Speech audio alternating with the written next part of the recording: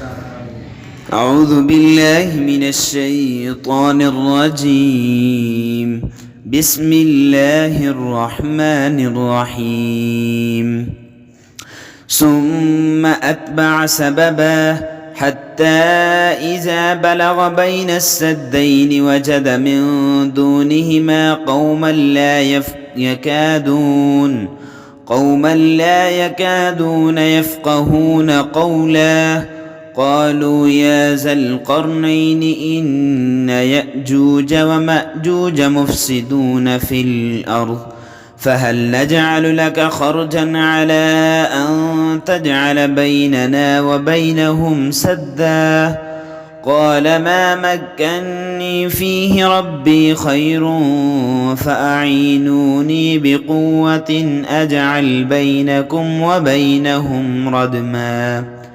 آتوني زبر الحديد حتى إذا ساوى بين الصدفين قال انفخوا حتى إذا جعله نارا قال آتوني أفرغ عليه قطرا. فما استطاعوا أن يظهروا وما استطاعوا له نقبا.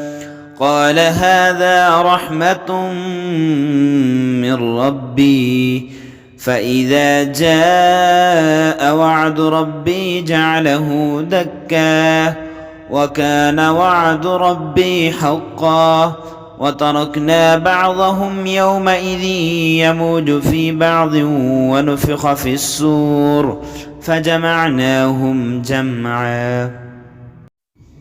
اعوذ باللہ من الشیطان الرجیم. بسم اللہ الرحمن الرحیم. السلام علیکم ورحمۃ اللہ وبرکاتہ. آج ہم نے اللہ کے فضل و کرم سے سورہ الکہف آیت نمبر 92 سے لے کر 100 تک پڑھنا ہے. گزشتہ آیات میں یہ گزرا ہے کہ وہ ایک ایسی قوم پر پہنچے کہ جن کے اور سورج کے درمیان کسی قسم کی کوئی آڑ، کوئی پردہ، کوئی مکان، کوئی خیمہ نہ تھا. جب ان کے پاس پہنچے تو فرمایا کہ وہ حضرت ذوالقرنین کی بات بھی سمجھنے کی صلاحیت نہ رکھتے تھے. پھر کیسے ان کو سمجھایا؟ جس طرح حضرت سلیمان علیہ السلام کو اللہ نے پرندوں کی بولی سمجھنے کی صلاحیت اور قوت دی تھی، اللہ نے بھی شاید ان کو کوئی ایسی قوت، ایسی کوئی طاقت یا اشاروں سے انہوں نے سمجھایا ہوگا، کوئی نہ کوئی طریقہ انہوں نے اختیار کیا ہوگا، یا اللہ نے ان کی بولی سمجھنے کی طاقت دی ہوگی، یا اشاروں کے ساتھ یا کسی نہ کسی ذریعے سے ان کو سمجھایا. آگے پھر اگلی آیات میں آپ دیکھیں کہ وہ کہہ رہے ہیں کہ ہم آپ کا تعاون کریں گے، آپ کے ساتھ مدد کریں گے، آپ کوشش کریں ہمارے اور یاجوج ماجوج کے درمیان ایک مضبوط دیوار کھڑی کر دیں. پھر آگے حضرت ذوالقرنین جواب دیتے ہیں کہ مجھے جو اللہ نے عطا کیا ہے، اللہ نے جو مجھے دیا ہے وہ بہتر ہے، وہ میرے پاس ہے. تو معلوم کیا ہوا؟ پھر آگے شروع میں بات نہیں سمجھنے کی طاقت تھی، پھر بعد میں گفتگو سمجھنے کی صلاحیت اور طاقت اللہ نے دے دی ہوگی. اب کس طرح اللہ نے دی وہ اللہ ہی بہتر جانتا ہے، ہمیں معلوم نہیں. اس کے بعد آپ جب اس قوم کے پاس گئے تو آپ نے ان کو کہا کہ آپ میرے پاس لوہے کے بڑے بڑے چادریں ٹکڑے لے آؤ. آپ نے اس طرح دیوار بنائی یاجوج ماجوج کے ارد گرد. دیوار بنانے کے بعد اس کے اندر لوہا جو ہے پگھلا ہوا اس کے اندر ڈالا گیا. پگھلا ہوا لوہا ڈال کر اس کو ایک مضبوط ترین دیوار بنا دیا گیا. لیکن اس دیوار کا پتہ صرف اللہ کو ہے. آج تک کسی کو پتہ نہیں ہے کہ وہ دیوار دنیا کے کس خطے میں ہے.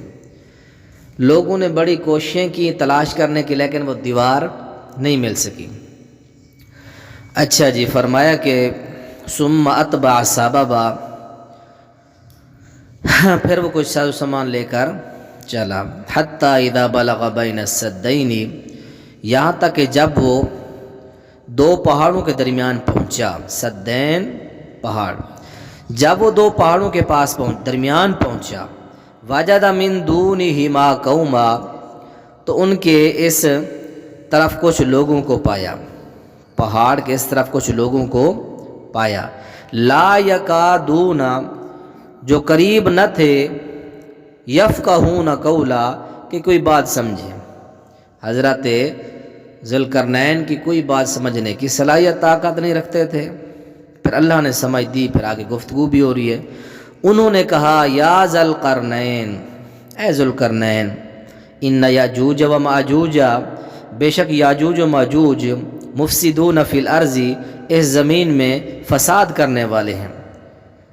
فہل نجعل لک خرجا، تو کیا ہم تیرے لیے کچھ آمدنی طے کر دیں؟ خرجن کا معنی آمدنی طے کر دیں ہم تیرے لیے۔ کس لیے طے کریں؟ اس لیے کہ ان تجعل بیننا و بینہم سدا، یہ کہ تو ہمارے اور ان کے درمیان ایک دیوار بنا دے۔ یاجوج ماجوج اور ہمارے درمیان تو ایک دیوار بنا دے، اس لیے ہم آپ کی خدمت، آپ کے لیے آمدنی یا آپ کے لیے کوئی وظیفہ دینے کے لیے، مدد کرنے کے لیے بھی تیار ہیں۔ تو آپ نے فرمایا قال ما مکنی فیہ ربی خیر، اس نے کہا، یعنی حضرت ذوالقرنین نے کہا، جن چیزوں میں میرے رب نے مجھے اقتدار بخشا ہے، ما مکنی فیہ ربی، جن چیزوں میں میرے رب نے مجھے اختیار بخشا ہے، خیر فاعینونی بقوت، خیر کا معنی وہ بہتر ہے، جن چیزوں میں اللہ نے مجھے اختیار بخشا ہے وہ بہتر ہے، فاعینونی بقوت، اس لیے تم قوت کے ساتھ میری مدد کرو، اجعل بینکم و بینہم ردما، کہ میں تمہارے اور ان کے درمیان ایک موٹی دیوار بنا دوں۔ ردما کا معنی موٹی دیوار، سدا کا معنی ایک دیوار بنا دے، اور ردما کا معنی موٹی دیوار۔ آپ مجھے کوئی چیز نہ دیں، اللہ نے جن چیزوں میں مجھے اقتدار بخشا ہے وہ بہتر ہے، بس تم قوت کے ساتھ میری مدد کرو تاکہ میں تمہارے اور ان کے درمیان ایک موٹی دیوار بنا دوں۔ آتونی زبر الحدید، تو فرمایا کہ میرے اور ان کے درمیان، آتونی زبر الحدید، فرمایا کہ تم میرے پاس لوہے کے بڑے بڑے ٹکڑے لاؤ۔ زبرات ان کی جمع، جس کا معنی لوہے کے بڑے بڑے ٹکڑے، تم میرے پاس لوہے کے بڑے بڑے ٹکڑے لے آؤ۔ حتی اذا ساوا بین الصدفین قال انفخوا، جب اس نے دونوں پہاڑوں کے درمیانی حصہ برابر کر دیا، ساوا برابر کر دیا، بین الصدفین دونوں پہاڑوں کا درمیانی حصہ، جب دونوں پہاڑوں کا درمیانی حصہ برابر ہو گیا، پھر آپ نے فرمایا قال انفخوا، کہ وہ دھونکو۔ اب اس کے اندر کیا دھونکو؟ یعنی اس کے اندر پگھلا ہوا جو تانبا، آگے آ رہے ہو، قال انفخوا، اس میں ڈالو، اس میں دھونکو، حتی اذا جعلہ نارا، تو اس نے اس کو آگ بنا دیا، اس نے اس کو آگ بنا دی، یعنی جب چادریں، وہ بڑی بڑی لوہے کے جو ٹکڑے تھے وہ لگ گئے پہاڑ کے، پھر آگ میں اس کو آگ جلے گی اس کے اندر۔ جس وقت لوہے کو جلایا جائے، آپ جانتے ہیں کلر بن جاتا ہے، کوئی آگ بن جاتی ہے۔ جب لوہے کی چادریں گرم ہو گئیں شدید قسم کی، پھر آپ نے فرمایا آتونی، قال آتونی افرغ علی، کی طرح لاؤ میرے پاس، میں اس میں پگھلا ہوا تانبا انڈیل دوں۔ جب دیواریں فل گرم ہو گئیں، لوہا جب گرم ہوتا ہے تو سرخ ہو جاتا ہے، جب وہ سرخ ہو گیا تو آپ نے فرمایا اب تانبے کی پگھلا ہوا تانبا لائیں تاکہ میں اس کے درمیان انڈیل دوں۔ تو پھر اس سے محسوس ہوتا ہے کہ ایک چادر آگے تھی، ایک چادر پیچھے تھی، پھر جب ان کو جلایا گیا، گرم کیا گیا، سخت وہ سرخ ہو گئیں، پھر پگھلا ہوا تانبا ڈال دیا گیا۔ اب کتنی اس کے اندر صلابت، سختی اور مضبوط ہوگی، سیسا پلی دیوار انتہا درجے کی مضبوط بنا دی۔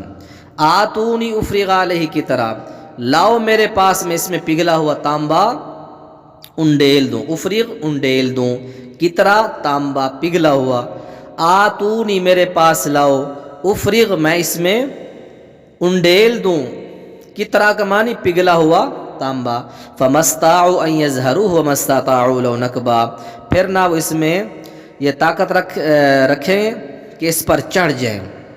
یظہروا کا معنی کہ اس پر چڑھ جائیں. وما استطاعوا له نقبا، نہ اس میں کوئی سوراخ کر سکیں.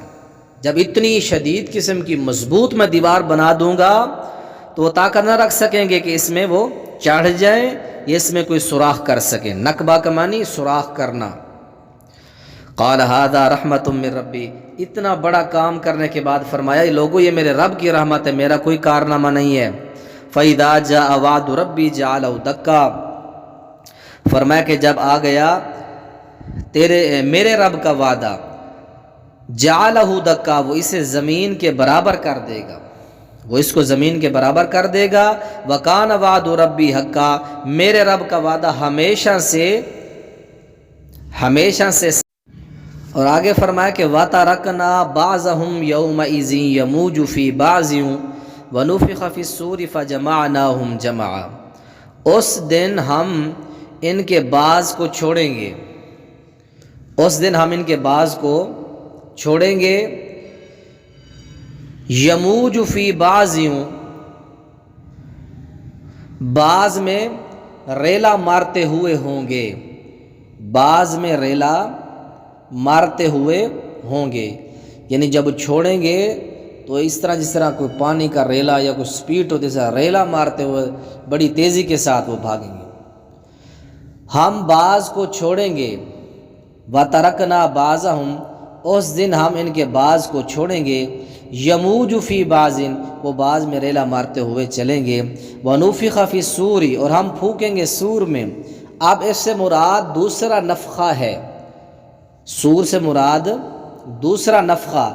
جب پھونکا جائے گا تو سارے لوگ اپنی قبروں سے نکلیں گے. سور کا مراد یہ ہوتا ہے کہ سینگ میں پھونکا جائے گا، پہلا نفخہ ہوگا پھر دوسرا.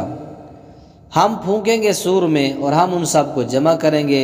وَعَرَضْنَا جَهَنَّمَ يَوْمَئِذٍ لِلْكَافِرِينَ عَرْضًا، اور فرمایا کہ ہم اس دن جہنم کو کافروں کے سامنے پیش کریں گے. الَّذِينَ كَانَتْ أَعْيُنُهُمْ فِي غِطَاءٍ عَنْ ذِكْرِ رَبِّي، الَّذِينَ كَانَتْ أَعْيُنُهُمْ فِي غِطَاءٍ، وہ لوگ کہ جن کی آنکھیں پردے میں تھی میرے ذکر سے. وَكَانُوا لَا يَسْتَطِيعُونَ السَّمْعَ، وہ سن ہی نہ سکتے تھے. جن لوگوں کی آنکھیں میرے ذکر سے پردے میں تھیں وہ سن ہی نہ سکتے تھے.